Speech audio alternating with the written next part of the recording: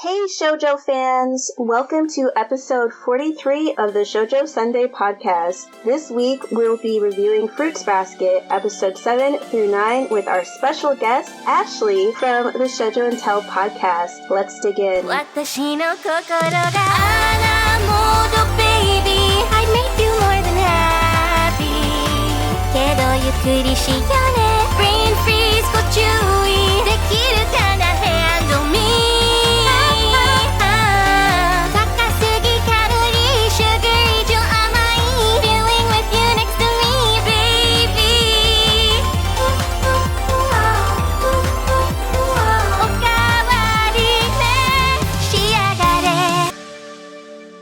Hello. Hello. Hi, Ashley. I was like, do I say hi here? I didn't even know. Yeah, you can say hi whenever you want. Okay, should have said it at the beginning. Hi, just randomly. No, it's fine. Hi, Ashley. We're so happy to finally have you on our podcast. I'm not sure how our listeners don't know about your podcast and know about ours. It doesn't make sense to me personally because I discovered shoujo podcasting through you. But for the very, very new people, could you explain who you are and what your podcast covers? Yeah, so I'm Ashley. I do Shoujo and Tell. I started it I want to say 5 years ago, but I feel like it was 6, and now I just feel really old. So that's good. And so I do, each episode, I try to make it about a different shoujo manga, unless it's a very long series, in which case I must break it up because I can't talk about 20 volumes in one episode. That's too much. It's too much. Yeah. So I just try to have on a different guest every week. It's like I'm the only consistent one. Sometimes I really drag on my husband, Asher, to talk about other series. So yeah, I have over 100 episodes now, which is wild to me. Yes. Wow. Yeah, over 100 episodes just talking about shoujo manga. And yeah, when I made the podcast back in the day, I was really inspired by looking around. My boyfriend at the time, was really into podcasts and would be on various ones. And I was like, man, why are there 50 One Piece podcasts, but none that just are dedicated to shoujo? And I'm very glad that in the time that I've made, started my podcast, podcasts like yours have come along where I was like, yes, do the shoujo anime. That was a thought I had. And I was like, that's too much. I can't do that. So I'm glad you are. Yeah, no, thank you so much. Honestly, you're an inspiration. I feel like I said this so much on Twitter and stuff because I didn't want to be awkward when we came on your podcast. Uh-huh. But no, it was I feel us having the impetus to start Shoujo Sundae was really because if Ashley can do it, we can do this too, right? We'll just have a different way of doing it, but it's all shoujo. Yeah. No, I encourage everyone to look around at the space and be like, it is void of something that you want, and then just make the thing. Just do it. Do it. Yeah, absolutely. Yeah. What do you love most about shoujo content? Oh my gosh, this is so hard. I feel okay, it's not actually that hard, but I actually grew up being very against girly things, until the age of, I don't know, 20. So against girly things, but I did really love shoujo even growing up. And I feel as I've gotten older, I'm my mom will call me and be like, have you watched some really graphic adult show, I don't know, Ozark. I don't even know what Ozark's about. Maybe that's not even that graphic, but as an example, she'd be like, don't you want to watch Ozark and all this stuff? And I'm like, I don't want to be I don't want to be that sad and stuff, not in this way. I don't want to look at the depravity of humanity constantly. Yeah. and feel that. So then I feel when I read shoujo, even the ones, shoujo is not a genre or anything. So it can go into horror and scary things for sure. Fruits Basket goes places, for sure.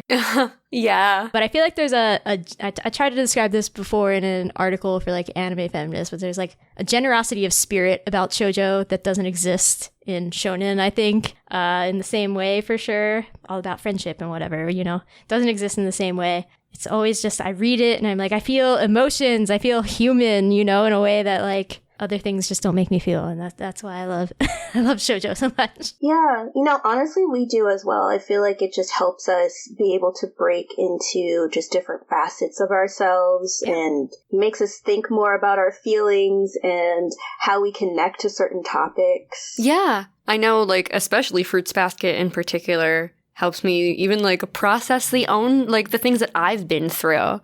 Sometimes you don't even recall something until something makes you remember it. I love a sense of community, and I feel like in a lot of shoujos, there's a lot of, like, people rallying around other people, and that's just, like, stuff like that is, like, what I want to visit at the end of the day. Not, like, like you were saying, those darker, heavier shows all the time, It's nice to just curl up with something that makes you feel your feelings. I'm like, I just want to read A Sign of Affection. Like, get away from me, Yeah, that anime is coming out, too. I know. I'm so excited.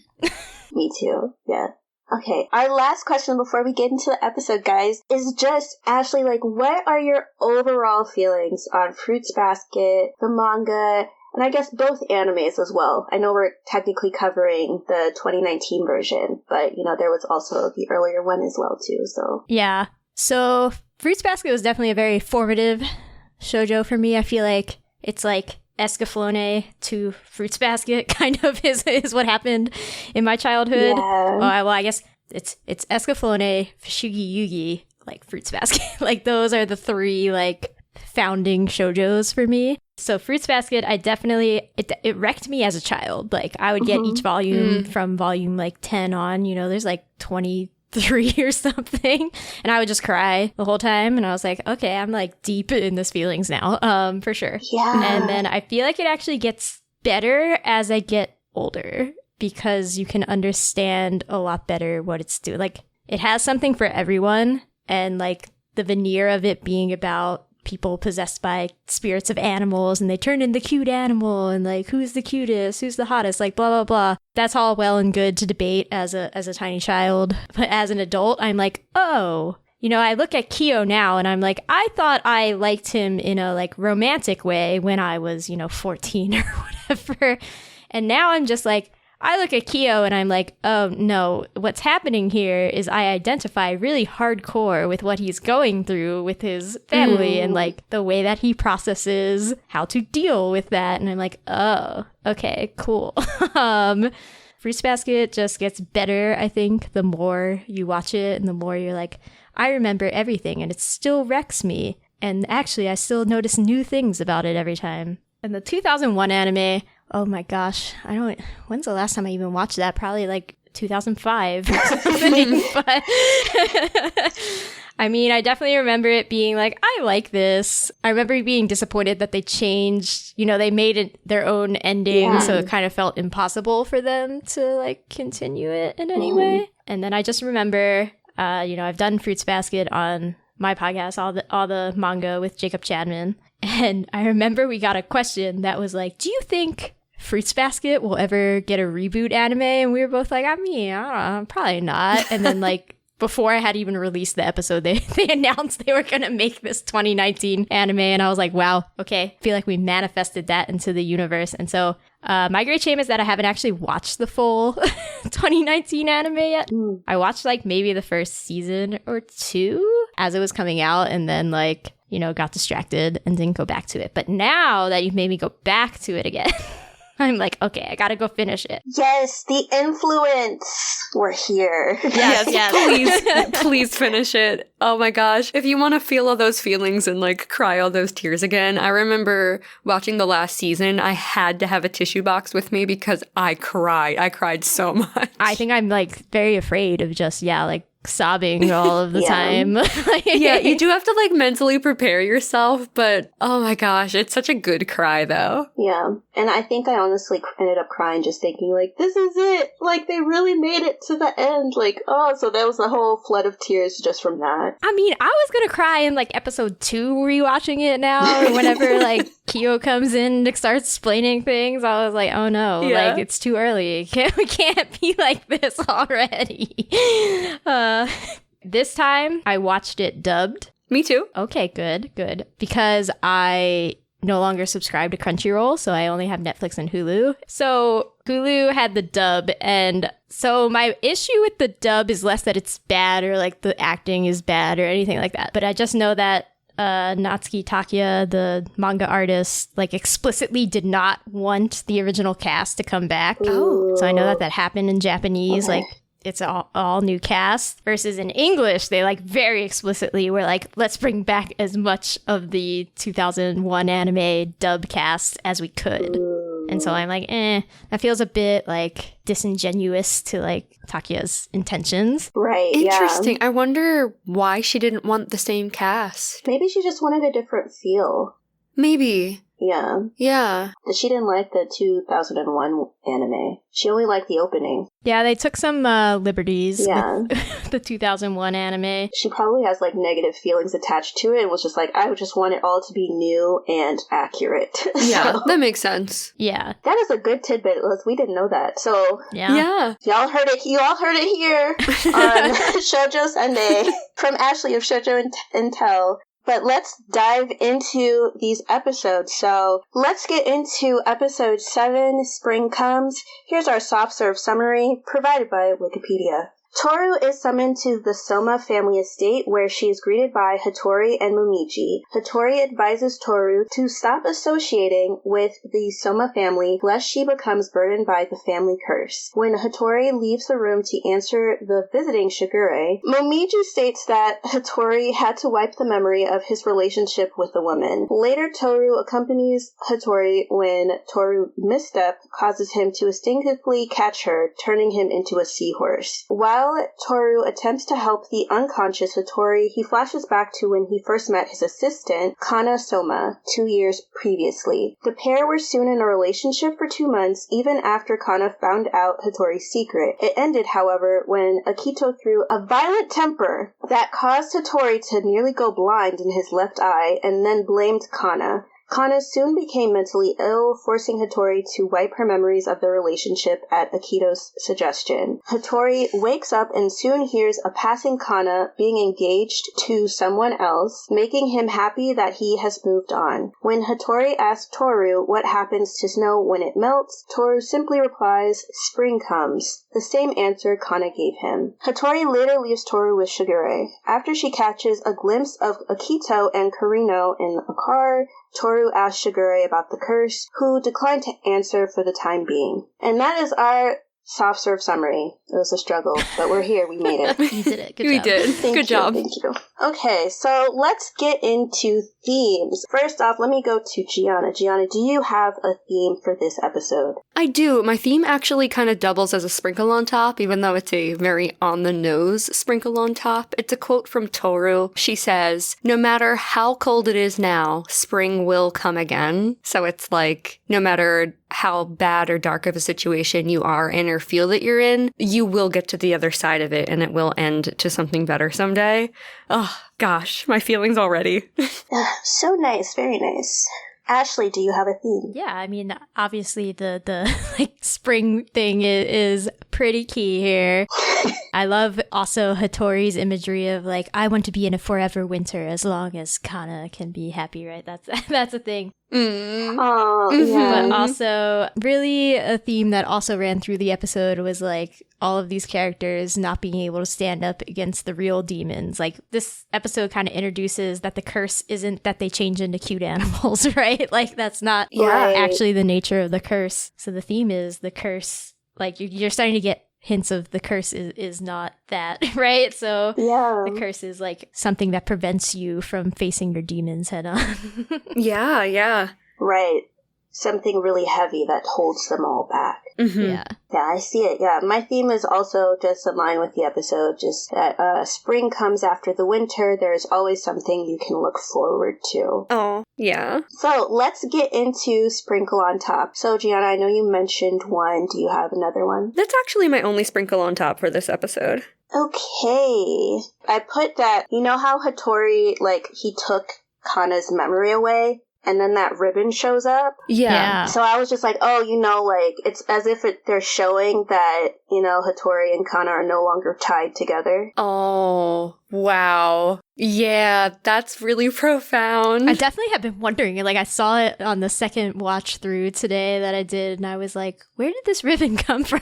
Right, Like, right. I was just kind of like, I had thought that it was what was wrapped around his eye. I'm like, but you need that. So I don't know. Yeah, it was just a random ribbon. Because I was just like, did this happen for Yuki? Like, I don't remember seeing ribbons in that episode, but okay. Right, yeah. Ashley, do you have any sprinkle on top? Yeah, so keeping with the symbolism, I guess I'm like, I feel like I have to explain background of like how I feel about this episode overall is like, this episode feels like it should be really, really heavy and like punch you in the gut, but it's hard because you have no previous connection with Hatori. Right. So you get a lot of exposition about Hatori and all these things. So I feel like they try to take a shortcut by being like, here's a picture of Kana, right? Yeah. And it's kind of similar to how Tohru carries around a picture of her mom, right? And the second time I watched it, I was also struck by the like, at one point, they're talking about, you know, Hatori having to remove Kana's memories and everything. He's like, it was the best 2 months or whatever of my life, right?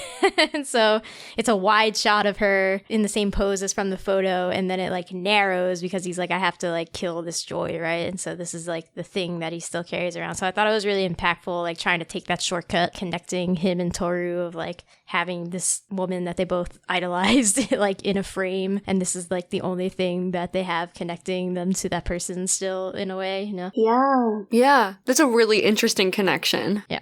Although, I mean, in poor Hatori's case, Kana isn't dead. I mean, I guess technically to him, but that's really dark. I'm sorry, y'all.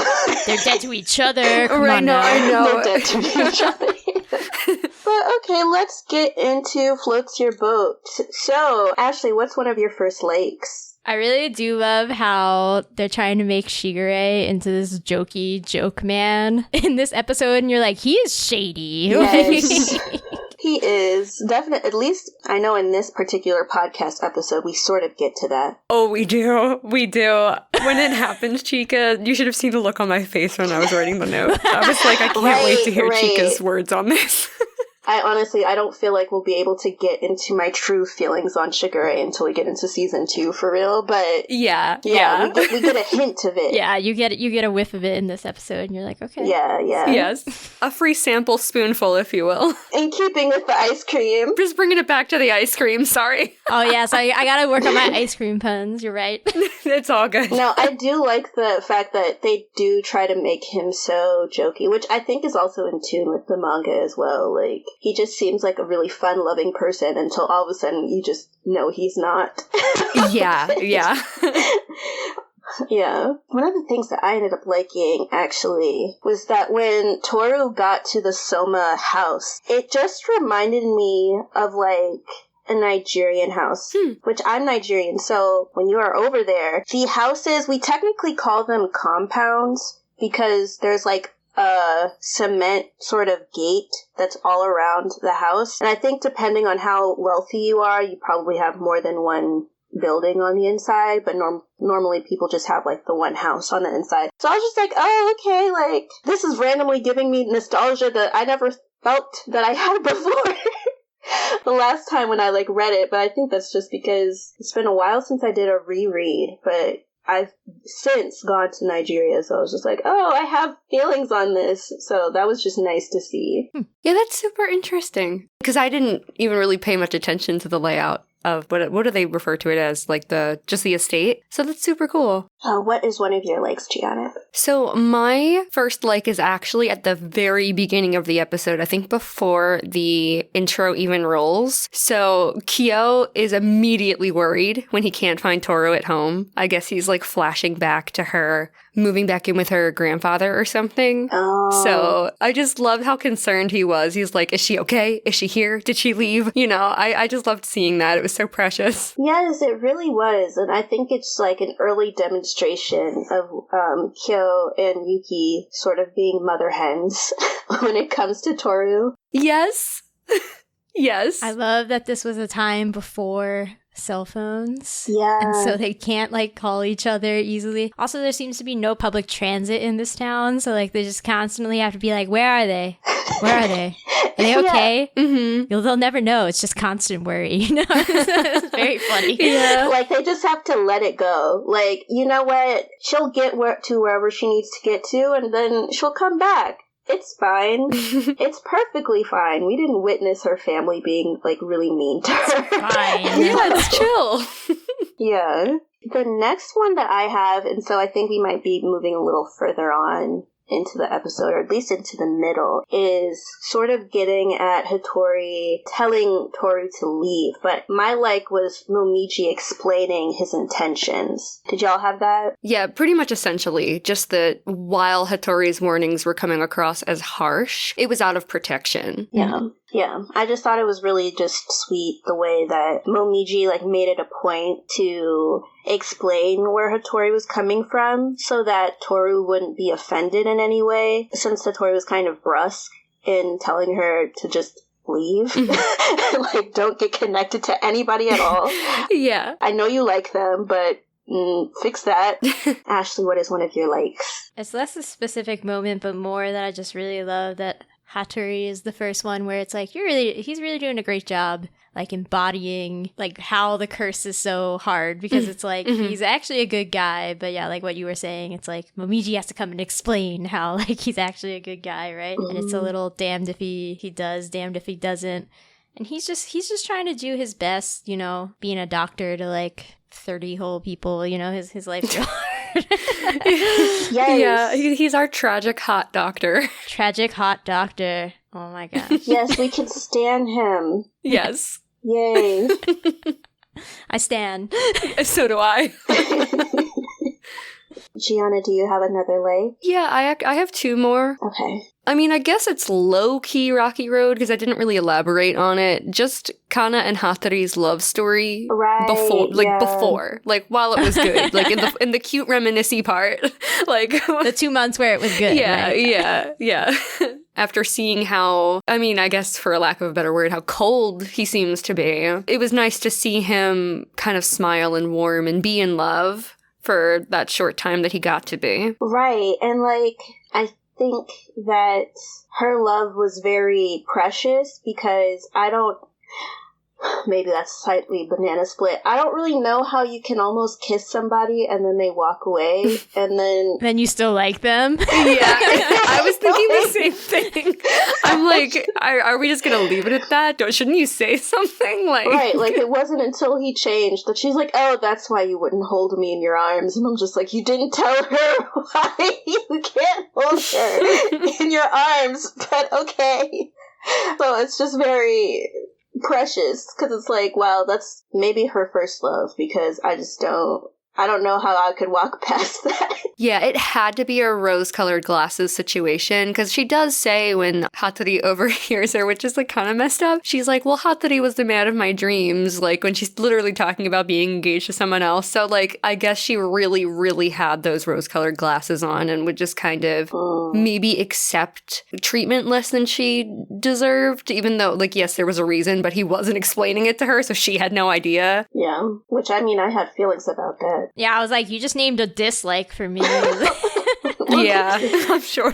Kana gets to walk by and explain how she's happy right now. Oh, come on. Yeah. I think the last floats your boat that I have is just Hatori saying that Kana was his spring, which I was like, oh, that's so sweet. Oh, disgusting. Yeah. Yeah. My heart. Right. Do you have one last, Ashley? No. Okay, cool. Well, we can move into, oh wait, Giana. Sorry. No, I do have one more. It's so fast, I promise. So after Hatori transforms into the little sea dragon and then is human again, he says to Tohru, he's like, so you saw. And she's like, I didn't look, I promise. And he's like, you saw my zodiac form. I don't know. I laughed out loud. That was so funny. Right. Even the way that they put it in Wikipedia, they're like sea dragon. I'm like, that is a seahorse. Yeah, I like to say sea dragon because he's a little dragon. He can be our little dragon boy. Why is he a seahorse? Right. How? Banana split, why is he a seahorse? How does he even meet with the other Zodiac if he's in the water? Oh my gosh, that's a good question. I mean, I doubt they're like transforming at like their banquet or whatever. No, not like now. I mean, when they, like, the story originally started. Like, how did that come about? How did he get there? Right. Like, how is he gonna show up and eat with people? Maybe he was a real dragon, and then like, because dragons are mythical, he had to be a seahorse. Oh, okay. Right. I feel like that's not fair. Like, he could be like an otter. I Like, love that. otters can be in and out. Imagine Hatori as an otter. So cute. So cute. It'd be very cute. Yeah. But yeah. Okay, let's get into banana split. I'll start off with me. I'll just say, one, Momiji calling Hatori Harry. I was like, is Momiji just calling him that? Or is that, like, his other name? Because, like, when you are, like, learning a different language, sometimes, like, your teacher will be like, do you want to come up with a different name? Oh, yeah. Is that his German name? Is that what you're asking? Right, like, is that his German name, or, like, his name when he's talking to English speakers or whatever, like... I feel like Momiji could either just be giving him a fun nickname, Right. or you could be on the nose. I like your explanation a lot better. Right, yeah, like, that happened to me when I was in Spanish class, like, although that's kind of dumb, because obviously my name is Chika, and people do use that in Spanish. Different spelling, though. But then, like, I was just like, oh, I guess in Spanish class I'll be Bianca. So... Yeah, I think I was Reina in Spanish pretty. class. Yeah, because there was no Giana equivalent, so she's like, you'll be a Reina. I'm like, okay, sure, it sounds great. Ashley, did you have another name? I did take German, and I believe I was Krista or something. Oh, yeah, okay. that's cute. Yeah, oh, okay, there we go. Yeah, yes, we'll fondly call you Krista from now on. No, I'm just kidding.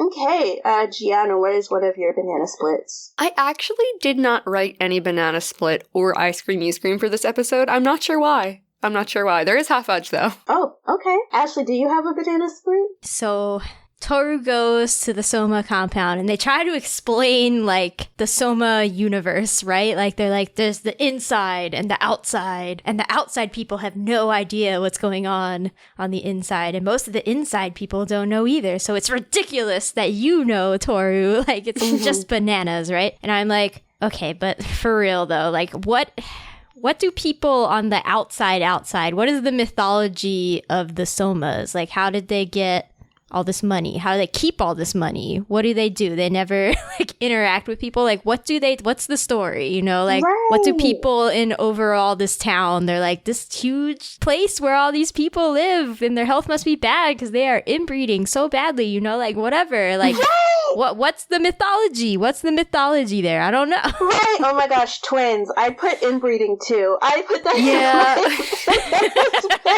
Because I was just like, if we look at history, like, if you look at the Habsburgs, like, it just really went downhill the more that they kept getting with each other. And so, I guess in Kana and Hatori's, like, instance, they would technically be helping because they wouldn't be capable of giving birth. But still, like, technology. Okay. Just walked myself into that one. But okay, physically they couldn't really do anything, so there's that. Well, I have questions about that, the mechanics of like when exactly do they turn into what's a hug? Like there are positions. Like, come on. Like if they did IVF, could she still like do that? Like, have a kid? Like, I don't know. We'll never know that. But still, I was thinking about it. And then when they were talking about, like, inside, outside, I don't know if I put this in my ice cream, you scream. No, I didn't. But I am confused by the fact that the outside people don't know. Like, so when the Zodiac are reborn, does that just mean that the family that birthed the new Zodiac gets to be inside? That sounds like it would make sense. Yeah, and then I'm just wondering, like, the outside Soma, if they weren't inbreeding, would that help dilute the curse? Like, I don't know. It's so messy. I kept trying to, like, tell myself somehow that it's, like, that they're not related. Like, talk myself into believing that, but I don't know. I don't think I can. It's this cousin, other cousin, twice removed. Right. Oh, man. Oh my gosh. I'm like, what if you, like, just take this name? If you join this clan, do you have to be related to be in a clan? I'm, like, jumping through hoops to, like, make it better in my head. Right. I think another banana split, I think it's the last one that I have, is just that I think that the worst patients are actually doctors, because it's clear that Hatori needs a therapist. And Tohru is not that therapist, but suddenly she is. I mean, it seems like throughout the series, Tohru kind of becomes the family therapist, to be honest. Yes. Even though Tohru also needs therapy. Yes. Right. Very much so. But yeah, I guess, it just felt as if, he had to talk about his story or think about it, and just her saying certain things. It's like, oh, okay. Because he was a little brusque in the beginning, and then it was just like, oh, I'm lighter now. But yeah, does anyone have any last banana splits? I do not. I have one, which is that just when Hatori and Kana went to ask Akito if they could get married, Akito's room was full of mirrors, which is eventually what cuts Hatori's eye and makes him blind. And I'm like, but why so many mirrors randomly around this room? I don't get it. Like, sure, symbolism, but like, no, symbolism only works if it makes sense in universe, and I don't get it. Right. Yeah, that is a good question. I mean, if I can give you like a very adult answer, but, I don't think Akito is in well enough health to be using mirrors that way. I mean, but like often enough to have your room and I mean, I don't know. Like, hey, wait, maybe that is why they're worn out all the time.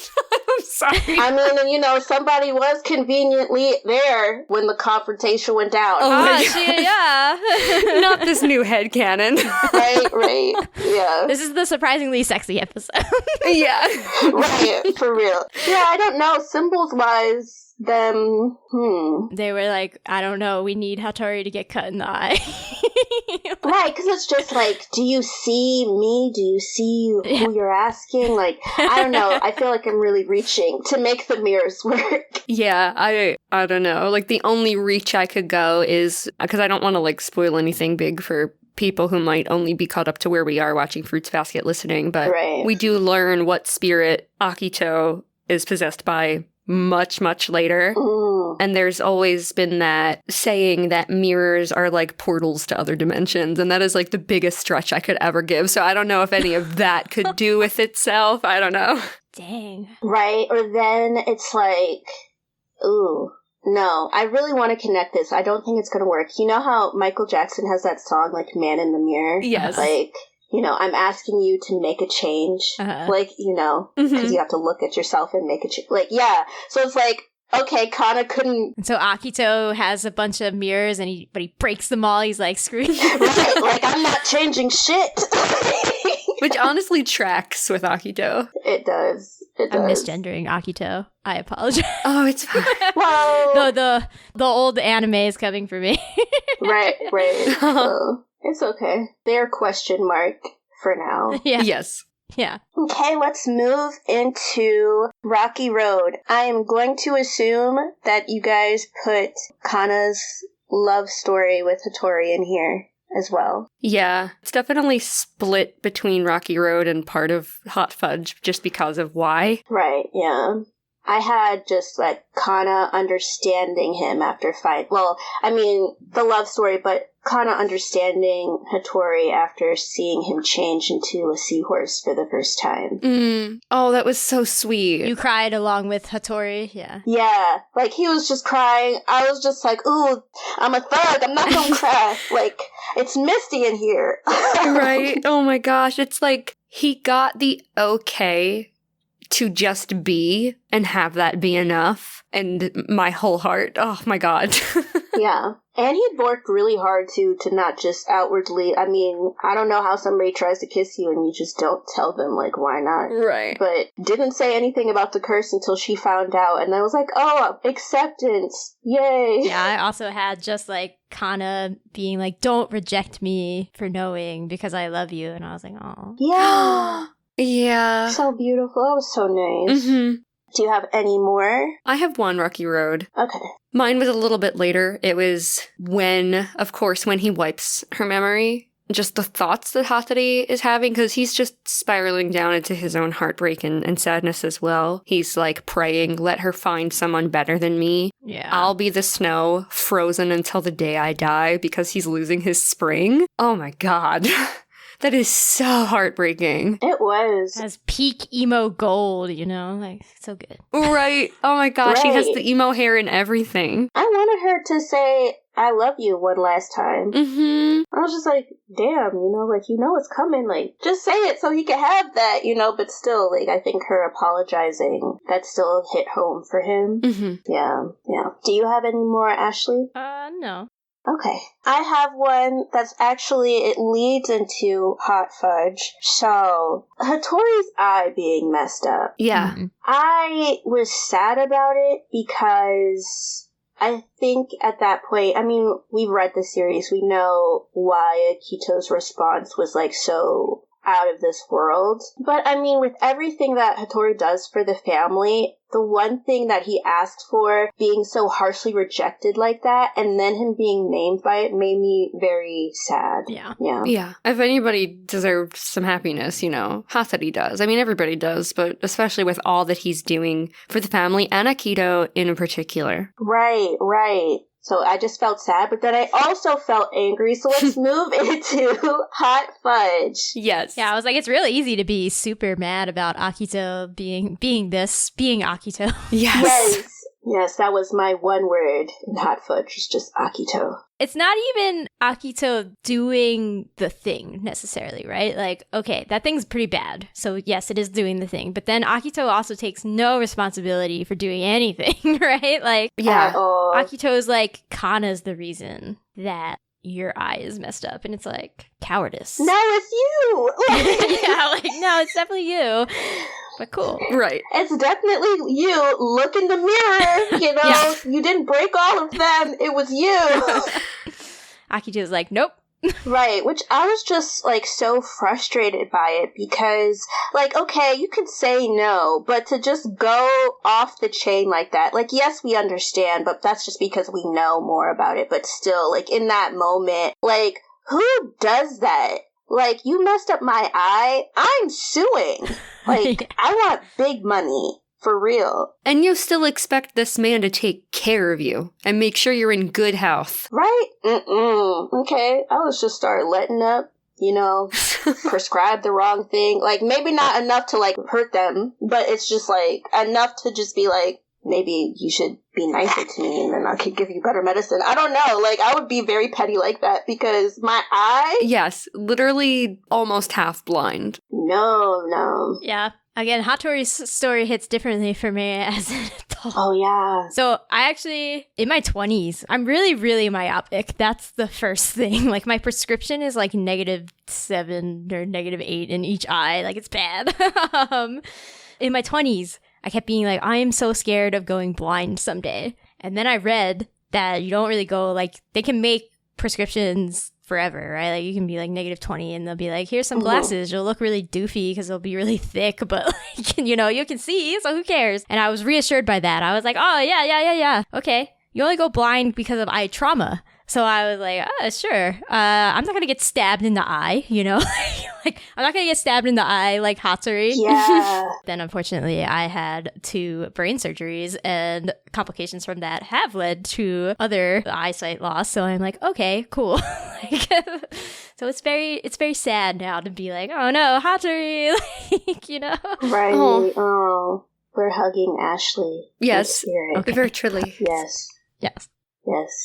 I'm glad you made it out okay, though. Yeah. Yeah. Yeah. Because I remember you talking about going, like, your eyesight being myopic and stuff. But I don't remember about hearing about the surgeries. Oh, yeah. Yeah. No, I had 3 brain aneurysms technically. Oh, wow. 2 surgeries to stent them, and then like wacky things happened from there. Basically, like blood hemorrhaged into both of my eyes, like 1 per surgery. Oh. And then they were like, that's just a flesh wound, nothing will happen. But now there's like a spot in the center of each eye that I cannot like see through. Like it's very tiny. It's like a tiny cluster of pixels that I cannot see through in each eye. But so it, like everything is like a little bit distorted for me, you know? Mm-hmm. Yeah. Mm-hmm. I'm just glad you're here.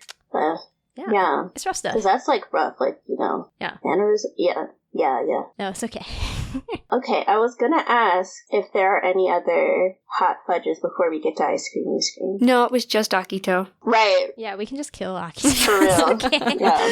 Okay, let's move into ice cream you scream. Giana, what is one of yours? I do not have any ice cream you scream. I don't know why I didn't write any because I've been just agreeing with you guys, but I do have a nuts point for after. Okay, Ashley, do you have any ice cream you scream? Yeah, I mean, I mentioned this before, but when Kana, like, conveniently walks by, Oh my god, yes. like, dumps about, like, her man now, but how Hatori you like, was her first love, and she still kind of wants him, and her friends are like, girl, you have a man, don't be like that. I'm like, no, this is such a contrivance, like, get away from me. Yes, because I was thinking, like, when I saw that, I'm just like, okay, you said that Hatori was your dream man. How did you not realize you were walking by him? Right. And I was like, you didn't see him at all. Like, you didn't see him from the side? Like, at all. Okay, sure. Like, imagine if she heard him when he said congratulations and she, like, turned around and they made eye contact. How wild that would be.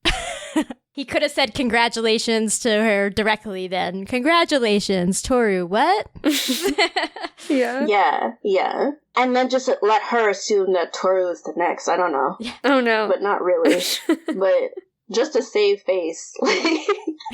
But yeah, I thought that was weird, because it's like, if you really liked somebody, you're gonna notice if you're walking by them. But okay. Yeah. You know, sure. He's your dream man, and then you're engaged, and he's less happy for it, and just like, Which, I mean, also, this is an ice cream. You know what? I should have put this in Banana Split. I just thought of this. Their timeline was so fast. Oh, really fast, yeah. Yeah. It was very fast. Yeah, I just thought the timeline was fast, because I'm just like, wait. So, the relationship was 2 months? Or, like, over a course of a year, and then eventually you got into the relationship, and that was 2 months, and then you're just like, I'm gonna marry you now. Like, I guess because while she's still willing and stuff. Yeah, I don't know if it was like they got to know each other when she was his assistant, which is kind of problematic in and of itself, but I mean, I kind of get it, because you're in close quarters, whatever, and you already liked it, I don't know. And your family. Oh, God.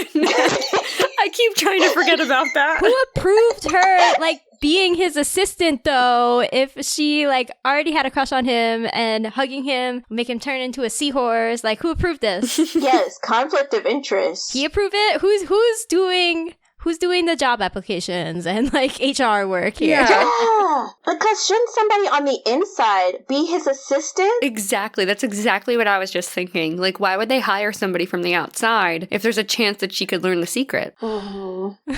Right. Okay, Ashley, do you have one last one? I think I have one. Oh, I mean, again, I think I already kind of said this, but yeah, I just overall, like, the episode perhaps doesn't hit as hard as it should because we have no predisposition with Hatori yet. Like, right. You know, with everybody else, you know, through the first 4 episodes, you know, like in episode 5, Tohru leaves to go to her grandpa's and like everybody else is so sad and you like believe it. You're like, I don't care that you've only hung out for 4 episodes. Like, I totally am invested in your relationships already. Mm-hmm. Whereas it's like Hatori like summons her to the main house and is like, don't come with anyone else, right? Like, she doesn't know him at all. Right. Momiji's there, expedition dumping. Hatori's like in his thoughts, like telling us random things like, I wept. And like, it's like, what? Like, I don't know, man. Like, just make him have a normal like, they tried to make him have a normal quote unquote interaction with her. Yeah. The episode before, when he shows up at the school festival with Momiji, but it's like, it doesn't hit the same as the other character. Like, I feel like the episode stands out as being like kind of a weakness of all the episodes that have come so far. Yeah. Right. You know, I was thinking, I guess you're getting so much information about him and it's like, oh, this is really sad, but I don't know, like I'm not as deeply connected to you, but it's like, damn. Yeah, that's harsh. That's a hard life, you know? But my overall connection that I wanted to speak on that I dislike with his relationship with Kana is, I mean, somebody becoming mentally ill after witnessing something so violent is understandable. But another part of me was just kind of like, I wish he called the cops. Because she grew up on the outside. So it's like, the way Akito is with the Zodiac isn't the same for Kana because Kana's not feeling the curse. So my thing is just like, I would be like, nah, I'm calling the cops. You mess with my head and everything, but you also like Hatori's eye. Like, you can't just get away with that. But, I mean, it didn't happen, but still, like, I don't know. The authorities, I would just think of that. See, that goes back to what's the mythology of the Somas? Are Right, they allowed yeah. to call cops? Ooh, like, do cops? yeah. Are the cops bought out in some way? Like, I don't know. Is there a special Soma police force inside the walls? Like, Yeah. Ooh, that would have been interesting if you could have seen that. Yeah. Yeah, but that is it for episode 7. We went into with that, but okay. I do still have a nuts point. I'm so sorry. Ooh, oh, sorry. No, it's okay. Let's get into it, yeah. My nuts point is just the eye contact Akito and Tohru make when the car goes by. It strikes my soul. It went right through me. Oh my goodness. Yes! Yeah, but then also, like, why is Karino and Akito, like, the same height in a car? Don't ask questions. I know that's so specific, but I was just like, is he slouching? He could be. It could be. Yeah, but Akito's just like, I'm watching you, and Toru's just, like, creeped out. So, about this curse, like... Yeah, Tohru, immediately. Shigure, what's the curse? Tell me right now. Yeah. Yes, tell me all about it. Shigure, no. Very interesting, but yeah. It makes sense to put that into nuts, too, because I was just like, this is foreshadowing. Okay. Yeah. And also, even in connection to that, just the fact that she asked, like, how can I help break the curse? And then Shigure is just like, you can help by being yourself. Which essentially he just told the plot of the... Yeah. He just told the whole thing. He just spoiled it. Yeah. Like, Akito's the main problem, and you'll help by just being you. The end. Great job, The Tohru. end. Good job. Yeah. Yeah. But, okay, let's get into episode 8. See you when you get back. Here is our soft serve summary brought to you by Wikipedia. Arisa and Saki ask Tohru if she can spend New Year's Eve at either of their houses, but Tohru declines and goes back to the Soma's house. The next day, after Tohru and the Somas clean the house, Shigure informs Tohru that the Somas will be spending New Year's Eve at the Soma's family estate for the banquet, though Kyo and Yuki refuse to go, as both are afraid of Kagura and Akito respectively. First of all, that's a lie.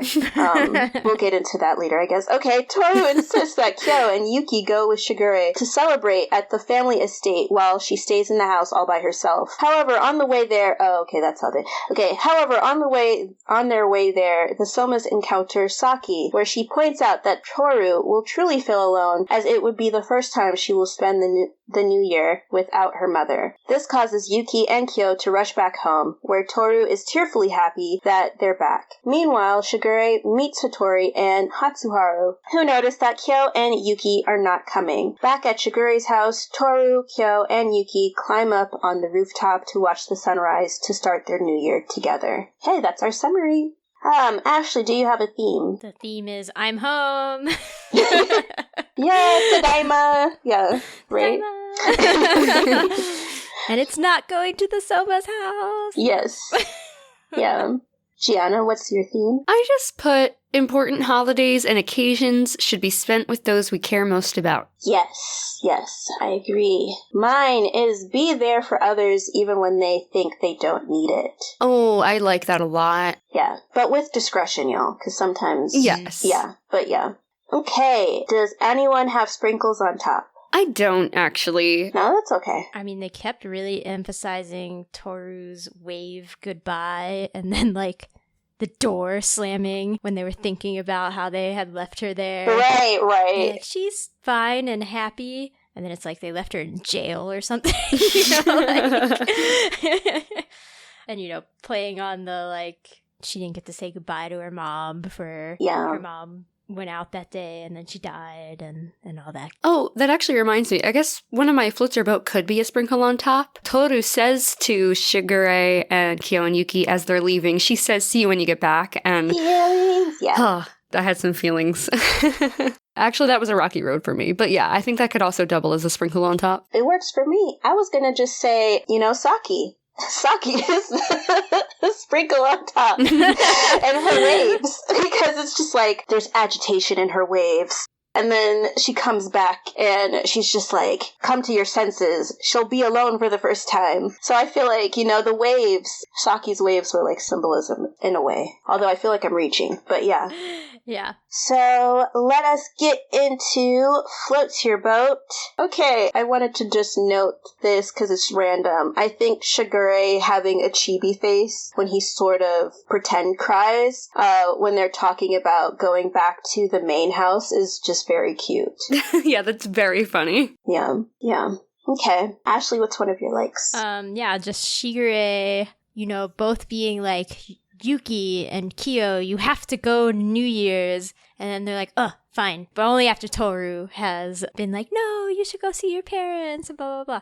Right? And they're like, oh my gosh, well, if Tohru says it and like says it about parents, like, I guess we have to, Mm-hmm, right. Mm-hmm. Then Shigure the whole time is like, let me push the button, right? The button is, oh my gosh, there's a burglar around here and I don't think they caught him. And then Hanajima comes along and is immediately like, Shigure, I raise you. Right. Oh my gosh. That whole part was so funny to me. The way Kyo and Yuki were like, she would probably manage to choke on her noodles, wouldn't she? Oh my god, couldn't you just see that happening? And then they're talking about how she would take care of the burglar and like ask him for his life story. Yeah. Honestly. Yeah. Oh my gosh, that was so funny. And I literally laughed out loud when Hanajima snuck up behind Shigure. Oh my god. Yeah, that was one of my likes as well. Like, it's funny. Seeing Shigure being actually scared was funny for me. So I was just like, Saki, come around more, please. Oh my gosh, she is like forever in Floats Your Boat for me. I just love her so much. Yeah, me too. And then Kyo was like, can't she ever just be normal or like whatever? Like, never. Yeah. And I love the commitment to black. Like, yes. Yes. Yeah. Black looks good on, like, everything. Like, yeah. Mm-hmm. As a spooky gal, I love a spooky gal. Spooky respects spooky. Yes. Oh, and then when she was walking, ooh. You said spooky and sexy, right? Or did I just make that up? I said no. Oh, spooky shit. respects My spooky. bad. Y'all. My bad. I mean- Sorry. spooky can be sexy though. Y'all. It's the secret sexy episode again. It is. Right. No, we love it. We love it here. The spooky vibes.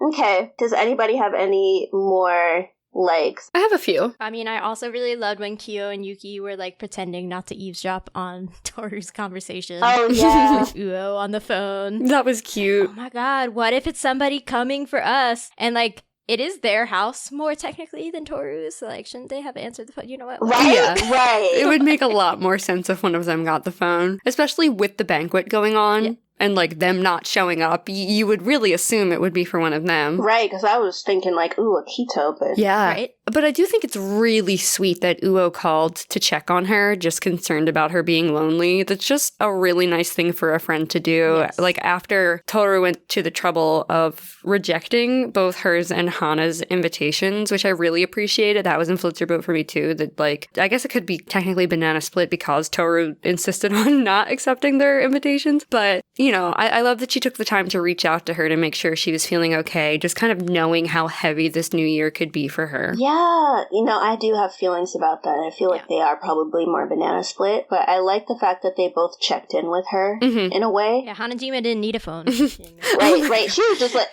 the waves will tell me what will help me get what I want. Like, yeah. That was so funny about Hana not needing a phone, because that's another thing I laughed out loud at when Tohru's like thinking to herself that Hanajima will be her first phone call of the new year. And And then Hana breaks the fourth wall, turning around. She's like, I'll be waiting. As if she heard her. Yeah. When she broke the fourth wall, I was just like, oh my god. Like, but I love that about Hanajima so much. Yeah. Yeah. I think the other one that I have is just when they're running back to the house, they are thinking of all of, like, the traits that Tohru has, like, all of her positive traits that they're thankful for. And so I was just like, ooh, slightly emotion. Yeah, that's actually in Rocky Road for me because it gave me a lot of feelings. Aw, yeah. Oh, I did. Technically, I also put it in Rocky Road too, but I guess I forgot. But yeah, like, they were thinking about all of her positive traits. I was like, oh, okay. Yes, this is very nice. Feelings. It's the cute episode. Yeah. Yeah. I love this episode just because of like the melodrama and how everything kind of ramps up. I love this episode. It does all the things for me. But a very quick floating boat is another Shigure moment when he shows up to the banquet and Hatori and Hatsuharu are waiting for him. Shigure goes, if it isn't my two favorite Has. And I just think that's so funny. Yeah. I also put that. That's very funny. It's such a good line.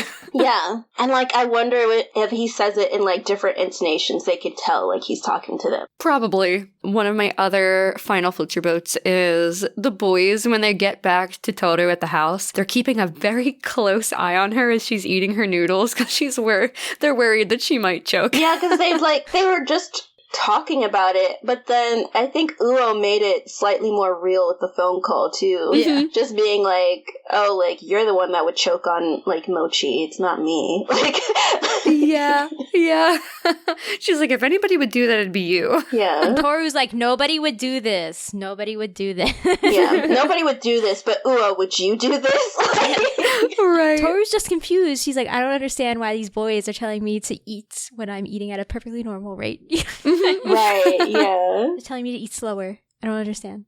Yeah. My last floater boat is just everybody watching the first sunrise of the new year on the roof together. That's just so sweet. Yes. Which, like, the lightest ice cream in that, because honestly, I wasn't really mad at this episode, but if I had to be mad, why is Tohru not wearing pants? What, is she in a skirt? Yeah. I guess, what, because it's cold? Uo wears pants. Because she's a girl. You're not allowed to. She has to wear a skirt. No. Yeah. When you're a girl and it's cold, you have to put fashion above being warm. Okay. Like, Let me just pretend she's wearing, like, flesh-colored tights that are warm. okay, yeah. Yeah. Just some nylon tights. Well, nylon's not enough, but still, it's just like... I know, but it's something. Right, because I'm just like, if it's cold, like, don't get sick, but okay. Yeah. Yeah. Okay, I guess, unless you have another floats your boat, we can move into Banana Split. We can do Banana Split. Okay. What is one of yours? Well, yeah, this episode definitely opens up the question of, like, Tohru keeps being like, you haven't seen your parents in a while, and Yuki and Kyo are always like, so what are their parents like? Right. Yeah. Do they have parents?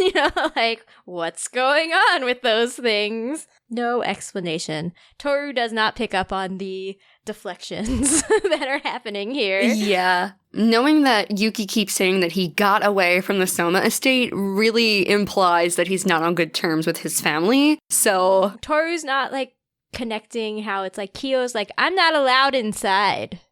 Like, yeah. she's just like, you should go home and have fun. He's like, okay. Right. I mean, maybe she just thinks that he's not allowed inside, but he still has outside parents or something. Mm-hmm. I don't think she fully connected the dots with that. Yeah. I mean, she's totally oblivious on the cat's true place in the Soma family, right, at this point. True. Yeah. Yeah. I actually don't have any Banana Split again, so I'm just here to chime in. Okay, cool. Well, I think I have, I'll just go with two. So one, I was actually kind of banana split on Uo and Saki letting Tohru decide to be alone the first year. As I was talking about my point, I realized I probably should have put that in banana split because I feel the same way. Yeah, because I feel like if this is like the first time that she's celebrating New Year's without her mom, then that's kind of the point where like, y'all are friends. I would impose myself. Like, if you, like, I will be there with you. If you need to cry, here's our shoulder to cry on and stuff. To then just be like, no, she's telling them to spend time with their families. And it's just like, yeah, but Tohru is also their family. And I think that this also connects to my overall feelings on even how the series started with Tohru living in a tent and not telling them when they would have helped her. And I mean, it's great because, like, we get to see her with the Soma family and see those connections and everything. But for me personally, it's like, if I was put in that position, I would never just tell my friend, well, not tell my friend, like, if they were going to be by themselves, it's just like, I am going to hang out with you. I am prioritizing you. If you don't want to be by our family, that's fine, because there's going to be other holidays where they can spend time with their family member. But supporting Tohru in this moment is very important. But I guess maybe Saki just clued in on the fact that the Somas kind of give Tohru something that she just doesn't willingly ask for with them. And so that's why she ended up pushing them to go back. But still, I don't really know how to feel about it, because I wouldn't let my friend be alone like that on a holiday. At least not that very first one. Yeah, I have complicated feelings about it too, and I put this more in, like, the Rocky Road section. Oh, okay. Where it's like, when Kyo and Yuki run all the way back to their house, to Shigure's house, after running into Hanajima and deciding not to go to the banquet. Like, they come in and Tohru has begun to cry. And Tohru immediately starts making excuses for, like, why she's crying that aren't the real reason, right? Like, she's just like, I was chopping onions and, like, blah, blah, blah, blah. And so, like, it's a complicated situation because Tohru is not comfortable crying about this thing, at least, in front of Kyo or Yuki, presumably not in front of Uo or Hanajima. And so for me, it's like, clearly she is trying to process something, and the arrival of Yuki and Kyo has, like, stopped her from crying. But I don't necessarily think that's, like, a good thing, right? Like I think she both needed to, like, cry and then also have people there to support her, like, through the crying, you know? Like, it didn't have to be all night, like, 3 days, whatever they were gone, right? But it's like, I think she needed some moment to be like, my mom is not here, and this makes me very sad, right? Right. And she doesn't get that because of who she is and them, like, reappearing. Right. Like, I think they could have even combined it in a way where it's like, you know, that first day, because they have the banquet, like, Uo and Hanajima could have just went and hung out with her anyway, because even if she doesn't feel necessarily comfortable crying in front of them, she's at least more comfortable with talking about it because they also knew her mom. And then I guess Kyo and Yuki wouldn't have to stay all 3 days. Like, they could have just come back after the banquet was finished. Yeah. But just mixed feelings all around with that. Yeah. Ashley, do you have a banana split? Yeah, I'm still just like, well, if the Somas have all these rituals that they do, wouldn't Kyo, I mean, maybe not Kyo not being, but, like, wouldn't Yuki not being there mess them up? Right. In some grave way if they're, like, this set on it? I was wondering that, especially given, like, the original Zodiac tale that's essentially being recreated every New Year's. Wouldn't the rat not being there, like, mess something up? Yeah. That's just not addressed. No. Right, like, I feel like it's like they lightly think about it when Uo calls the house, and they're just like, what if it's Kagura? Which, why? But then there's like, what if it's Akito? And then I'm just like, yeah, what if it is Akito? Like, we just saw Akito bust Hatori's eye open in the last episode. Yeah. Y'all think y'all could just not show up to things? And, like, they're gonna be cool with that? Yeah. Yeah, so I was banana split about that as well. And I'm still also like, does this town not have public transit? Why do they walk literally everywhere? I mean, we saw Akito in a car in the last episode. Where's your car? Right, like the family car or something. Yeah. Yeah. Listen, I'm fine with them not having a car, but I'm like, you gotta have a bus in this town. Like, I don't understand. For real. Yeah. I think That is the last banana split that I also had. So unless there's more, we can move into Rocky Road. Yeah, I'm good to go. Okay, Rocky Road. Guys, what do you have? My first Rocky Road point is that Tohru focuses on what she thinks the right thing to do is rather than any of her desires. And sometimes I will say I can lightly relate to this because sometimes I can be that way. I was like, relatable. But, you know, it's just, especially under the heavy circumstances that she's dealing with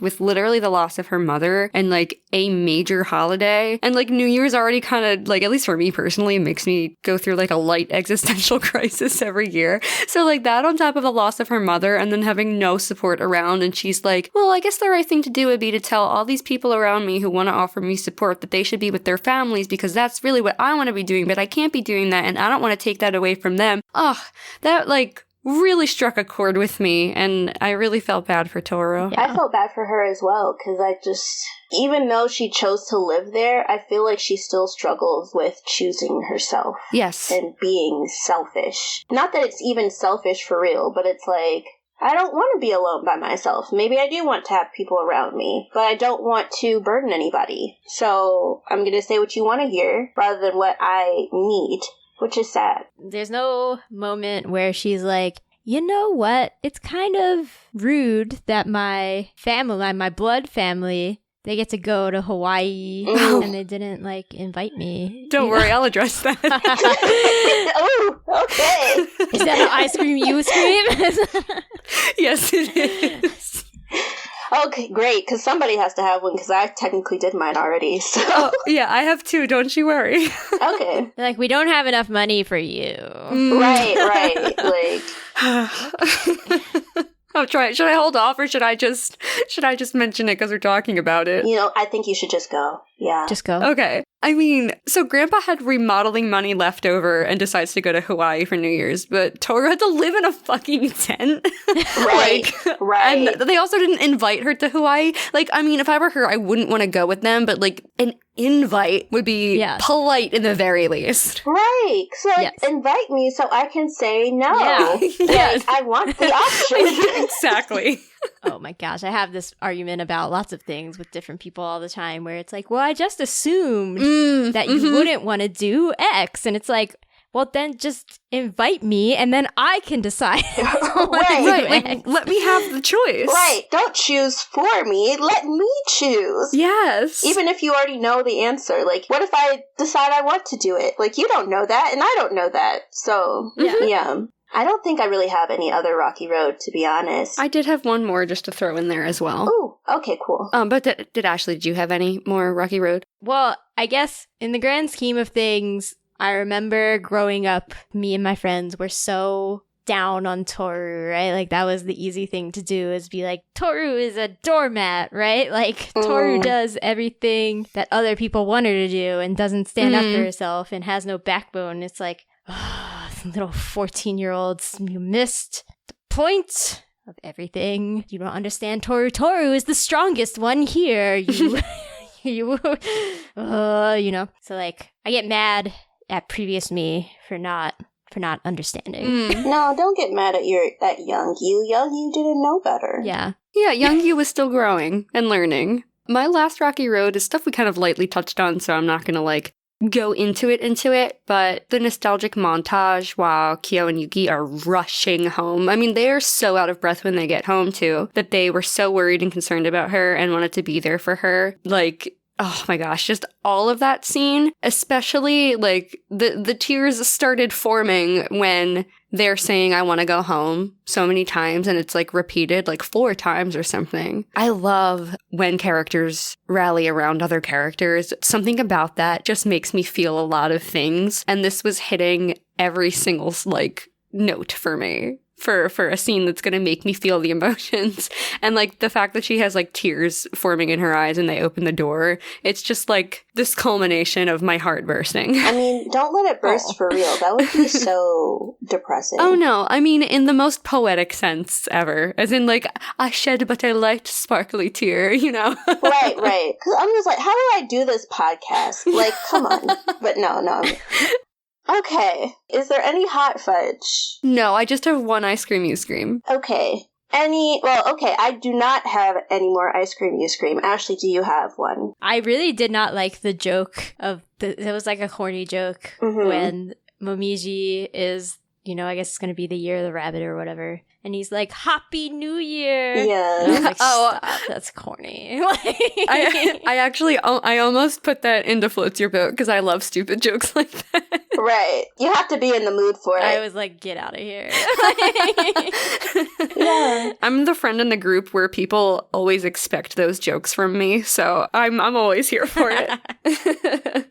My one ice cream you scream is that Kyo isn't allowed to go to the banquet because he's the cat, but he's still expected to return to the Soma estate for New Year's. I don't understand that logic. Me neither. They need to put him in his cage. No! Right, like, let me voluntarily return home so you can ostracize me and I can think about it for a few days before I leave again. That's terrible. I mean, why would you tell me to come if you don't want me to come? Like, right. That's why, like, if anything, it would have made more sense if Kyo stayed and Yuki went, but that's not where we're at. Right, I know. I was thinking that too. Yeah. Yeah. But, okay. Well, I guess let's get into the final episode of this episode, Fruits Basket, episode 9, Yuki was my first love. Ooh. Scandalous. Here's our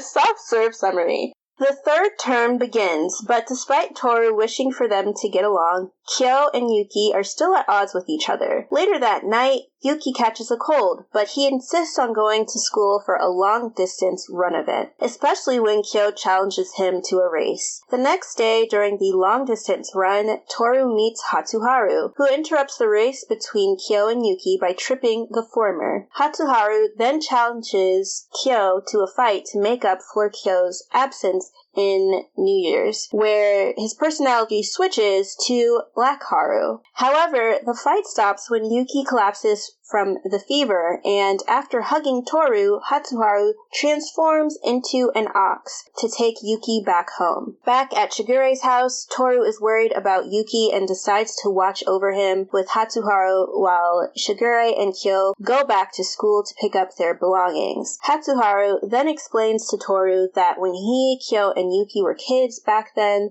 he used to hate Yuki. But when Yuki smiled at him, I feel like there's more to that. Yeah. But when Yuki smiled at him, he fell in love with him. There were definitely dialogue that happened, but yeah, whatever. Yeah. Yes, yeah. There's a little bit more Wikipedia.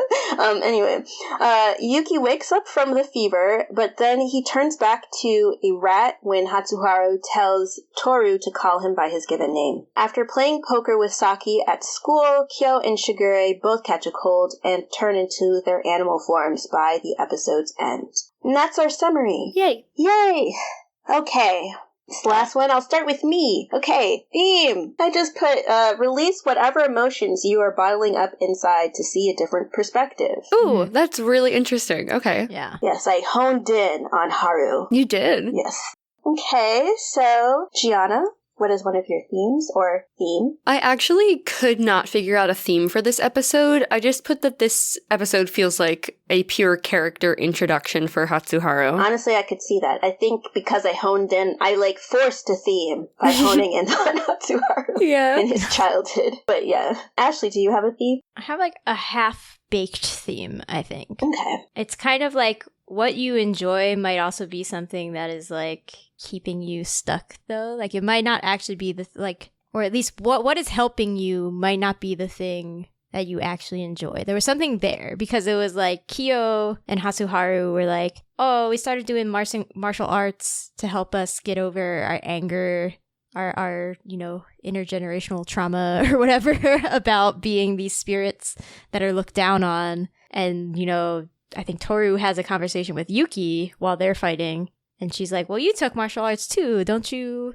like it? Didn't you do it because you liked it? And Yuki was like, maybe. Not so sure about that.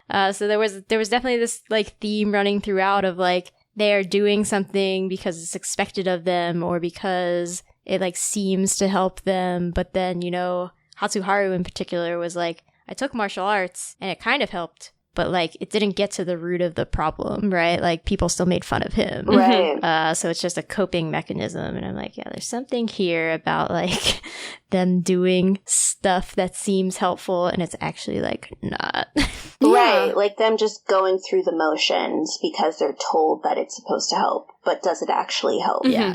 Cool, I see it. So, does anybody have sprinkle on top for this episode? Because I'll admit I do not. I actually have one. Okay. So, the light and dark in Haru's personality is just like a cow, which has light and dark all over it. Yes, very yin and yang. Yeah. I've never been by an angry cow, but I think that's just by design, so I can't attest to what they look like when they're mad. I live in Pennsylvania, so if I've ever stayed in Lancaster for like, I don't know, a weekend or two as a kid, and I remember driving by like fields with cows on them and stuff, so I have seen a cow in real life.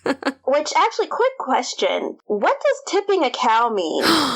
So, supposedly, man, I haven't heard this term since I was a kid, it like, I think if you like tip a cow over, it will die. No! I know. When I don't know, like, I'm gonna have to Google that to, like, confirm, but I'm pretty sure that that's the thing, and I don't know why anybody would find that entertaining or funny in any way, shape, or form.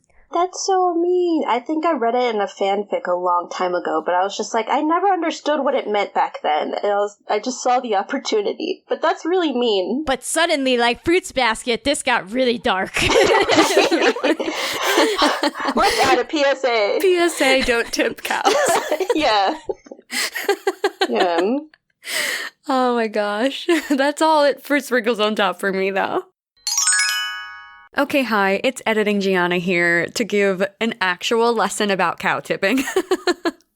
Is this what you expected when you tuned into Shoujo Sundae? Because it's not what I expected when we recorded the other night.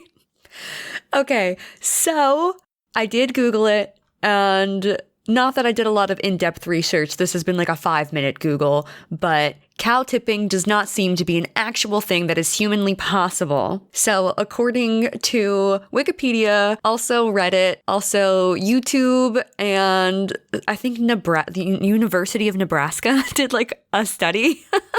Let me read it from Wikipedia because shockingly, they put it the most succinctly. Cow tipping is the purported activity of sneaking up on any unsuspecting or sleeping upright cow and pushing it over for entertainment. The practice of cow tipping is generally considered an urban legend, and stories of such feats viewed as tall tales. The implication that rural citizens seek such entertainment due to lack of alternatives is viewed as a stereotype. The concept of cow tipping apparently developed in the 1970s, though tales of animals that cannot rise if they fall has historical anecdotes dating to the Roman Empire. So, on the note of me saying that cows would die if you tip them over, that is linked to those stories of animals not being able to rise if they fall over. But there is a tiny little section about death in the Wikipedia article, and it says that dead animals may appear to have been tipped over, but this is actually the process of rigor mortis, which stiffens the muscles of the carcass, beginning 6 days. Okay, we don't have to get into that,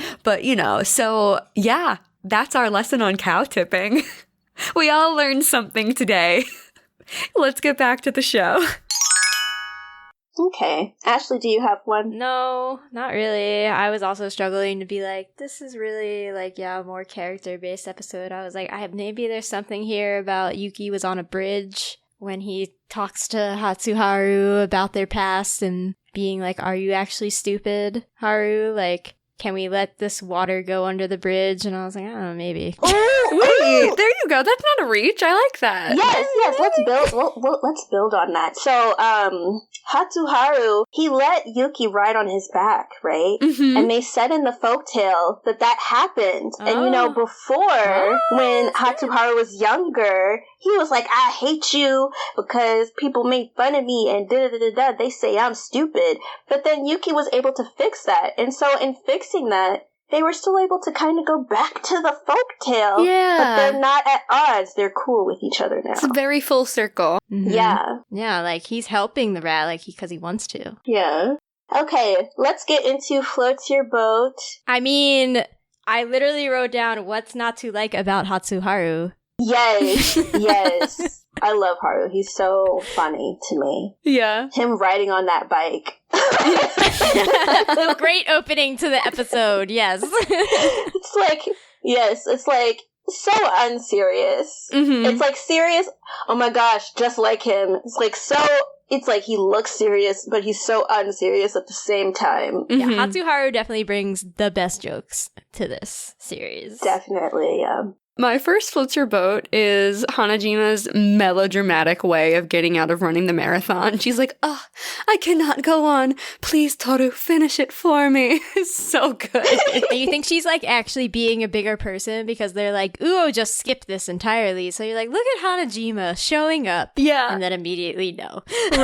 Right. She probably, like, showed up maybe thinking that Uo wouldn't skip so that she would have someone to, like, go through it with. And then and she was probably like, well, I gotta get out of it somehow. Yeah. No, I felt their pain because it reminded me of when I did track in high school. And then they had these things. It's just what it was called, y'all. But it's basically called, like, suicide runs. And we had to, like, run all around the track, then run through the, like, part of the forest that was by the school, then come back, then run back into the school, do something, and then that was supposed to be the end of it. Yeah. And anytime that happened, I was just like, oh, it looks like my period's here. Sorry. Yeah. Oh, my gosh.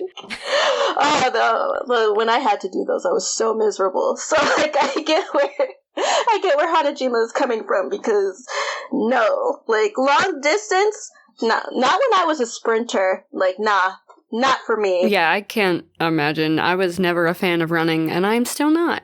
I love sports, and I played ice hockey growing up, and I love to be sporty, but like running just to run, I'm always like, absolutely not. Like, no. The only thing I would run for is like my life. Right. I was in danger. Yeah. But like otherwise, like, no ma'am. Like, again, running because you're playing a game, like if you're playing soccer or you're playing tag, I'm like, that's fine. You're doing something. Just to be like, run a mile, I'm like, absolutely no. No. Like, this isn't going to end well. I don't even remember the times I used to get on them. They would just be like, don't get how many minutes or you're bad or something. Like, anyway, I digress. So one of my first likes is when Kyo hears about this long distance run, he becomes like activated, like all of the fire is around him. And he's so excited, and it's just like, yeah, like I'm happy that you're happy, but personally no, but like I'm happy that you're like excited about it. I like the joke that Shigure gets in there where he's like, Kyo, I'm cold just looking at you. Put on a sweater. Like, stop. Honestly, speaking of Kyo getting fired up, my next floats your boat is a little bit, I guess, further in the episode without fully understanding why Kyo gets really defensive when Hatsuharu taunts him regarding Tohru in particular. I thought that was very interesting to pick up on this watch. He also pictures Tohru in his mind in the most shoujo way. Like, she was surrounded by screen tone and pink and like sparkles. And I was like, okay, Kyo. That's an interesting filter you got on Tohru there. Right? For sure. Like, Haru is just touching on everybody's. He's just like, I know what you feel on the inside. I know what you feel like on the inside, Yuki. Like, and I'm going to talk about it. So, I love that. I love Shoujo Sparkle. Oh, same. Something that I liked as well was, moving to Hana, when she electrocuted the girls that were, like, bullying Tohru before the run with her waves. Yes. Oh my gosh, I love it. I love when she just comes to the defense. Yeah. Ooh. And then Haru's PSA as well. Like, when he, like, pulled the rope. Oh, yes. He's like, don't do this at home. Yeah. I love it. Don't do this at home. Not everybody's skull is as thick as Kyo's. Right? Because you don't want to have road burn on your face. Like, yikes. Oh my god, no. After Yuki starts to get a asthma attack, and Hatsuharu is still kind of dark Haru at this point, and he just elects to hug Tohru, I guess I was compartmentalizing because I guess this could be banana split. Yeah. I liked Kyo telling Haru to ask permission first before hugging a girl. That was very great to see. Yeah, very nice. This is a very nice touch. Kyo is pro-consent. Yes. Which we love. Yeah. We love a good boy, Kyo. Yes. The way that the hug was, it was like, ooh, this is a very snug hug. Like, he made it worth it. Because it's just like, is there? Although we know that there's nothing there. But yeah, it's like, oh, this is a very nice, okay. Hey, wait, this one's actually the sexy episode, okay? Like, It really is. So, of course, going back to Hanajima, she's just been playing cards instead of running the marathon, and the teacher's trying to send her home for it. I love it. It's so very Hanajima. Right, and I love, like, at the very end, you actually see the teacher playing too.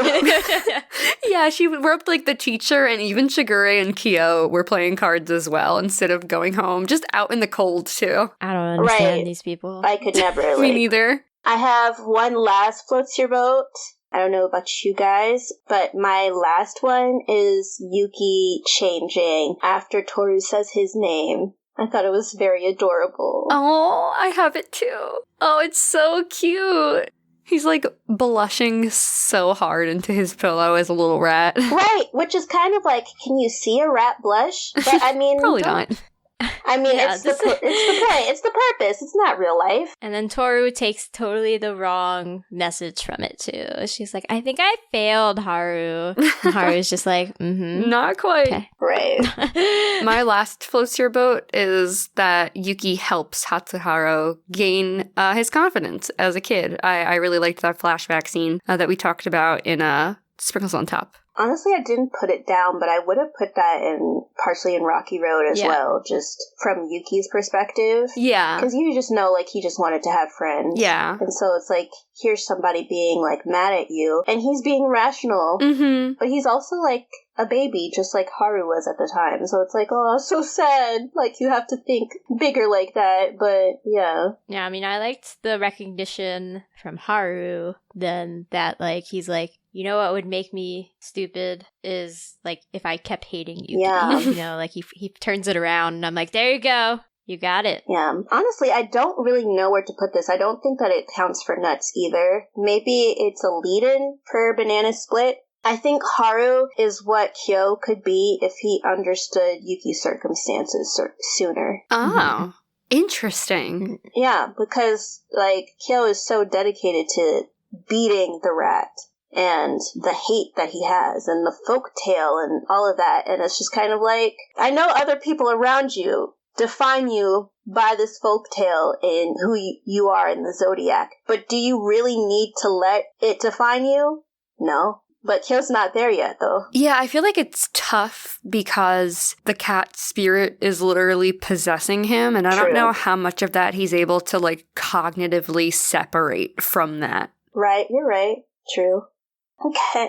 Does anybody have any other likes before we actually fully dive into Banana Split? Nope. Okay, let's go. Ashley, do you have any Banana Split? I mean, I was just confused about Kyo's moral stances on beating Yuki in this episode because he gets very excited to race against Yuki, even though he knows that Yuki has a cold. And he's like, you're gonna skip the race because of some sniffles? Right. Yeah, that wouldn't super be beating him fair and square if he beat him when he wasn't feeling well. Right. You're right. Yeah, because if he wanted to beat him fair and square, then that would mean that Yuki is at top health. Yeah, but then later in the episode, he's like, I would never consider a win against, like, I have to beat him fair and square and everything. And I was like, which is it? Because then if he won, then it's like, it's just a handicap. It's not, like, it's not the same as what he was going for. Yeah. Mm-hmm. So... I only have one banana split, and it's something that Shigure says, and it's not the thing. We're going to get to it.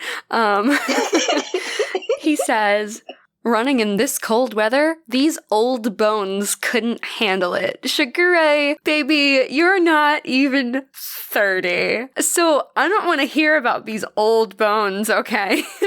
Shigure, if you're not 30, you're not middle-aged yet. You can't say anything. Right. I mean, to be fair, I had gym class first period in high school, so my running the mile situation was at like 8 a.m. in the cold weather, and I couldn't handle it back then, but it wasn't my bones. Right. So, like, I just think that was a very silly choice to have him talk about his old bones at like 27. Hey, it definitely hits different when you're reading this when you're 14. You're like, he is very old. Right. Right. Such dad energy. Like, Such no. dad vibes. Yeah. Okay, the last banana split that I'll get into is actually funny. How did Haru get upstairs as an ox? That's a great question. I'm just like envisioning him clunking up Shigure's stairs. Yeah, they turn. Right, because isn't there a curve to the stairs? So it's just like, yeah, so it's like the bulk of you, Haru, as an ox. That is so funny.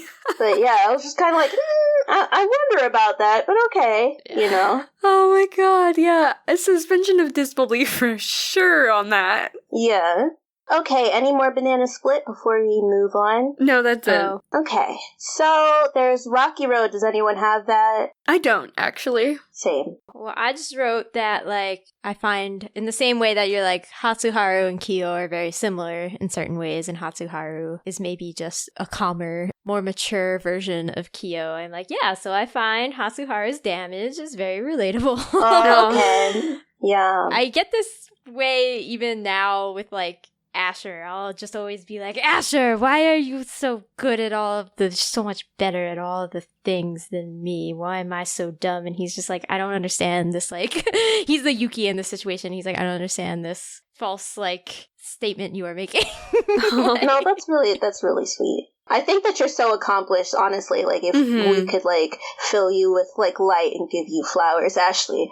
Like, no, like, you're so accomplished and cool, and you get through life, and you still podcast through it. Yes. Oh my gosh. Like, you podcast through the trauma, and I relate to that so hard. Yeah, in our own way, for sure. Yeah. How else get through trauma? Does anyone have Hot Fudge? I technically put this in Hot Fudge, but this could really just be the sole ice cream you scream, if I'm being honest. I put it in Hot Fudge. Yes. Okay. I'm curious to see if whatever I'm going to say overlaps, so y'all just say the thing. Okay. Why the hell are they running in shorts? Oh, okay. No, I had a much different Hot Fudge. Yeah, that's not what I was going to say. Oh, okay. I put in a Hot Fudge, but I was like, maybe this is more ice cream you scream. But why are you running in shorts in the cold? Do you want these kids to get, like, these deathly flus where all of these things happen to them and they have to stay home and then miss days? Like, come on now. Like, don't you have an indoor gym? Because even when we had to run and do PE in the wintertime, we would run technically inside of the school, like basically around the school. So I just thought that was messed up, because if you care about the people, like the students' well-being, then you wouldn't put them into like this situation and not have them properly attired for it. Yeah, I totally agree. I didn't write that down, but I was thinking that it was strange that they were in shorts if it's the winter time. If it's it's like January, right? Yeah. Like, it is way too cold to even be like running outside at that point, let alone in shorts. Yeah, I mean, throughout this whole episode, the way that they talked about the cold and everything, I was like, this hits different after you just lived through a global pandemic. Like, Right. Yeah. This isn't so cutesy fun, Right. Yeah. Okay, what are y'all's Hot Fudges?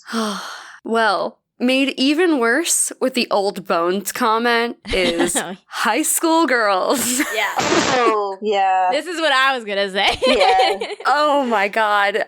Just no. Yeah. Nope. Yikes, please no, fuck right off. Like, Yeah. I said, we don't need jokes from Shigure about sexy high school girls. We don't need that. Nope. No, and no, the saddest and, like, creepiest thing is he genuinely looks excited. He's sparkling, thinking about going to a high school and seeing high school girls in school uniforms, and that is so problematic, it hurts. Yeah. Yeah, like, this isn't the type of creepy that we're trying to make Shigure, and mostly we're successful at making Shigure the type of creepy that is desirable, and this isn't it. You just didn't need it, you know? Like, superfluous joke doesn't build anything. No, like, despite all of his shadiness, up to this point, even just thinking about, like, my first watch-throughs of this and stuff, I really liked Shigure as a character because he was so intriguing and interesting and a lot of times comic relief, but this knocked him down so many pegs, and it's so disappointing. Yeah. Honestly, I feel like these 3 series of episodes that we reviewed, we kind of just start seeing this hint of him come out. Because, like, when he gets Tohru from the main house, then he tells Hatori, oh, Tohru's still here? Is it sexual harassment? And it's like, how is that a joke? And then the next thing you see is New Year's, and he's all like creepy, look down, Akito, you're reaping what you sowed. Yes. And then here he is talking about school girls. And I'm just like, okay, the creep factor in Shigure, the literal dog in him is starting to show out. Yeah. It really is. It really is. In the worst way. Yeah. See, that's why I was like, the first 2 instances were consistent. You're like, okay, we're going somewhere here. There's some beef with Akito going on here. Like, cool, whatever. And then this one, you're just like, no. You didn't need to say that. You just didn't need to say it. Yeah, exactly. Do you guys have any more Hot Fudge or Ice Cream You Scream? I do have one ice cream you scream. Okay. I don't have any, so. Okay. So my ice cream you scream is that Tohru can't so much as have a conversation with Yuki without the fan club girls scooping her away. I feel like if they really cared about Yuki, they would let him talk to whoever he wants. I feel like we might have said this before in a previous episode about them, but yeah, it's just ringing true again. Yeah. I mean, I know that it might cause a little bit more harm, but I wish that Yuki would just check them, because no. Like, don't come after my friend like that or bully her. Yeah. I know y'all like me, but I mean, honestly, having a fan club dedicated to somebody else that you go to school with feels illegal anyway. But yeah, I don't know how that's allowed. Yeah. Yeah, the fan club is a weird, interesting part of this whole series, like, overall. Yeah. It just reminds me of the Lobelia girls from Oran. Oh, it does kind of have that vibe. Everybody about Benibada. Mm-hmm. Yeah. Yeah. But that's it for me. Ashley, do you have any? Well, I think my only one did go along with your Schwartz comment, where it was like, they were all like, what could be more radiant than Yuki's bare legs, you know, in the sun? And I was like, I have a lot of no to this comment. You know? Yeah. Like his very like pasty. Yeah, I was like, his Yes. pasty, skinny legs. Like, I say this as a very pale person too, though, so no hate, but still. Yeah. Yeah. I don't know that struggle. Yeah, sorry, y'all. I'm also very pasty, so I'm just like, I don't want y'all to think my legs are sexy. That's gross. Like, they're definitely not. Like, it's This is like, legs are legs, you know? Like, Yeah. let's focus on the task at hand. Right. But I guess that is it for episode 43 of the Shoujo Sundae podcast. Ashley, thank you so much for coming on and having so much fun with us on, I guess, this secret sexy episode. the secret sexy episode. Yes. It's been so cool chatting with you once more, and also just getting into the lore and like the nitty gritty of Fruits Basket. I will get into our social spiel, but I want to actually kick off us talking about Patreon because we're on it. Yes. Thank you guys so much for supporting us. Like we normally say, it would be our dream to come back to being weekly. And while we are part of the Machi Media Network now, it's kind of just like they sort of help. We don't get monetary support from them, although they're very great people. But yeah, so any help that you give towards our Patreon, whether you're on the Sprinkle on Top tier or you're on the Hot Fudge tier, is greatly appreciated. And yeah, it just helps us be able to figure out what we're going to do, pay off the website, our social media scheduling site. If we are able to find a dedicated editor aside from Giana, like we're sort of pooling the money towards that, because it does cost when you kind of outsource that. But yeah, thank you so much for the support. Yes, and speaking of our supporters, it is time for our patron shout-out. For our Sprinkles patrons, we have Gloves, Akemi, Pete, and PJ. For our Whipped Cream patron, we have Mark M. And for our Hot Fudge patrons, we have Mackenzie, Aaron, AJ, and Mark D. Thank you all so much for being our patrons. Yes, thank you. Now, let's get into socials. Ashley, where can the people find you? Yeah, so I guess now social media is such a hellscape. Yes.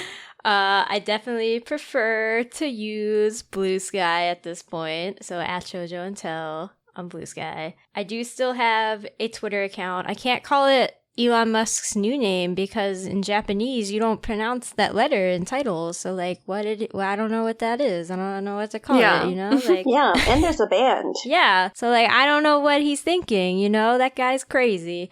But so I'm also on Twitter at Shoujo and Tell, and like most places at Shoujo and Tell, but I'm most active on Blue Sky at this point. I have a Tumblr and an Instagram as well, and an email at shoujoandtell@gmail.com. Yes, and like I know that speaking of our patron supporters, you did an episode with like Sacrificial Princess with Mackenzie. Oh yeah, Mackenzie. The two-parter that came out. Guys, please go check it out. We love them. Yes. Both. But yes, go check it out. Go check it out. Mackenzie was like Shoujo Sundae, and like Colleen and everybody inspired me. So yeah, so I love everybody. Keep this energy going. Yes, Shoujo love is all interconnected. Yes. Truly. Yeah. And then as for us, you can follow us on social media at Shoujo Sundae. We are on Instagram. We are on Twitter, Blue Sky as well. And we are on Threads. But if you'd like to follow us personally, I am Chika Supreme. You can follow me on Twitter, Instagram, TikTok, and Blue Sky, and Threads, I think. It's too much. I don't like it. There's so much social media at Chika Supreme, and that's Chika with a K and not two C's. Giana? Yes, there are so many social medias as we escape the ones imploding, even though I'm still on the imploding one. You can follow me at Giana_Luna_, that's Giana with one N, and my debut single, Twilight Champagne, came out just a couple weeks ago, so you can find me on Spotify and Apple Music and Bandcamp and literally everywhere you stream music. Same name, Giana Luna, if you want to follow me on there too and stream the song. Yeah, please listen to the song. It's also in our link tree, guys. Oh, yeah. So you don't have an excuse. I'm giving you a round of applause that you cannot see or hear because I would never put that on. Oh, no. She's amazing. Like, a dueling pianist, like, so talented. The talent just... Like, it just, the moonlight from Giana's talent, it just hits me, like, every day. It overflows, yeah. It overflows. Yeah. And, when does their giveaway end? Oh, that's right. Well, my giveaway actually ends the day this comes out. Oh, shit. But that means, well, if this is coming out at midnight on the 17th, and you hear this before, because, guys, real talk, personal note, I don't wake up till like 1 p.m. because of my dueling pianist schedule. So if you enter my giveaway on my Instagram before like 1 or 2 p.m. Eastern, yeah. You might win. You might win a really cool cup, the Moon Cup, and it says Twilight Champagne on the lid, and it's really pretty, and I have one, and we can match. Yes, please. I won't be jealous. No. It's fine. It's fine. Someone else can match with Giana. But yeah, thank you so much for listening to this episode, and we'll see you for the next one. We'll see you then. Bye. Bye.